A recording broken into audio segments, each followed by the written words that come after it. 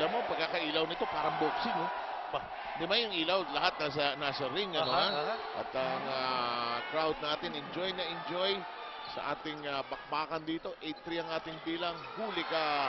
And suddenly, this has not been a UST kind of set. And San Sebastian getting a second win here. Especially so that they started out strongly, posting a 4-0 advantage. 9-3, fourth set. San Sebastian started the fire here, hitting 4 straight points. Here's a set for Maizo, rather. The punch brushed against the block, and it is 10-3. Now Joy Benito is thinking better in the middle of her attacks, forcing Coach Shaq and Coach Milet to call ceasefire. Let's listen. Tama na! Iangat lang natin ang bola. Hindi yung mathematics. Di ba? Iangat lang natin ang bola first ball. I-set mo ng maayos. Bago tayo humataw, tingnan muna natin yung mga blocks. Hindi yung hataw lang tayo ng hataw. At pag may humahataw sa atin, may sumusuporta. Para tuloy ang cycle na yan. Walang bibigay. Tama!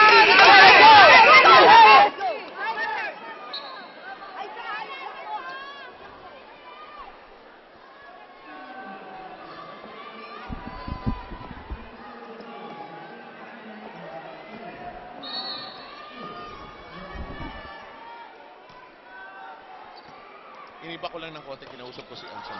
Iniba ko lang, huwag kang magseselos. Walang problema. Okay. Pareho naman kami fresh graduate yan. Okay. Fresh graduate ako sa postgraduate studies. Okay. Siya fresh graduate sa high school. Okay. Yan. Ganun pa naman ang ballpen mo, no? Yes. Yan. Ganda ng sulat. Axel is the official outfielder of the Shakey's B-League. And look at this, San Sebastian is all business here. Huge advantage at 11-3. Rare mistake for them here in the fourth set. Sumong Frank Watson.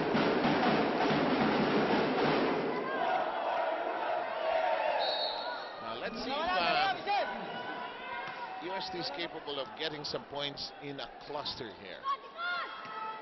Wally kept in play. She's beginning to nakakatakot pag kumikot ang UST. Yes, Nakita si Ortiz at saka si Aiza Maizo sa harap. Din ako kinakabahan. At kailangan nilang gawin yan because the defense of UST has contained Aiza Maizo here in the fourth set. Other attackers have to show up here in the fourth. Nice block by Carolina. Back row. Curato sends it airborne. On the run. Belen has a chance to properly set this up, and Benito is jammed. Great defense by UST. Once again, trying to play catch up here in the fourth set. Excellent, mighty strong, mighty fast, mighty ball. Dikit ba? 11-6. Kapit na kapit. Caballero. Nice decision by Benito to mix it up. Carolina's version. She is she's disappointed. Another one of those points where she wished she could get it back. It is now 12-6 in favor of San Sebastian in the fourth. Well, it could have been a good read had it been a smaller blocker, but it was Rubinus who was at the net. At taas lang niya yung dalawang kamay niya. Advantage na siya. Iyon ang kaibahan. Matangkat na babae rin itong si Mike Ortiz. UST receiving well. Look at this power spike presented by PLDT My DSL. I like it when she gets maximum height. Ganda ng timing. And she's in full control of a good set. 12-7. Good reach. Nice. Excellent pickup that time by Carolina.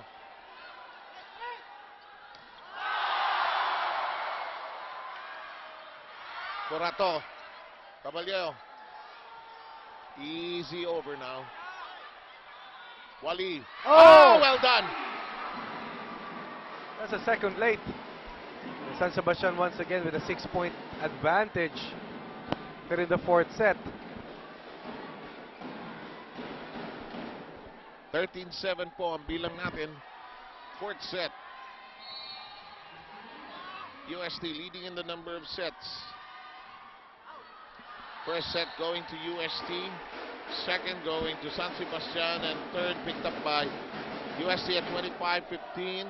This one is at 13-8 now. Some service errors hounding San Sebastian here in the fourth. Oh my goodness.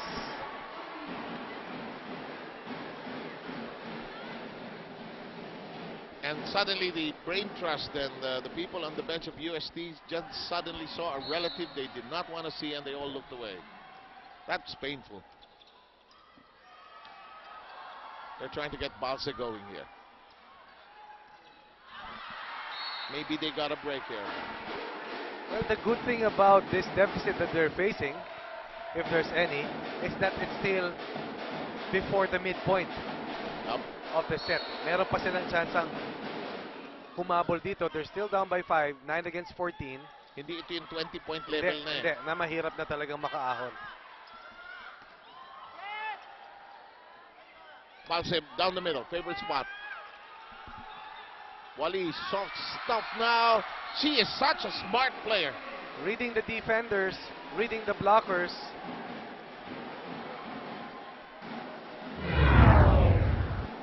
Good hang time move. The nice drop shot. Pinahula niya eh. Pinahula niya. Hintay niya bumaba. At matangkad din naman itong si Jeng Bolly. Ayan na naman. I wonder what you will see in the spot. I want championship. Oh! Almost.